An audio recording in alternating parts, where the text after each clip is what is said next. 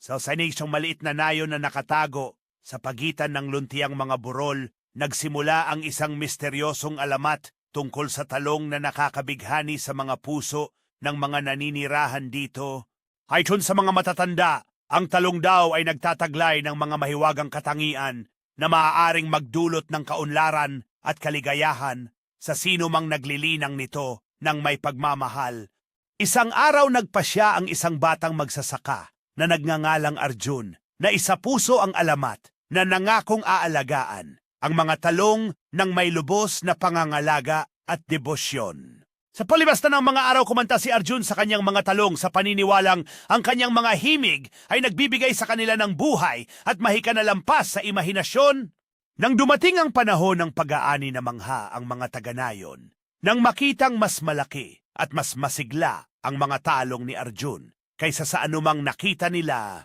yang salita ng mga mahiwagang talong ni Arjun ay kumalat sa kabila ng nayon na umaakit sa mga manlalakbay mula sa malalayong lugar na naghangad na masaksihan ang himala para sa kanilang sarili.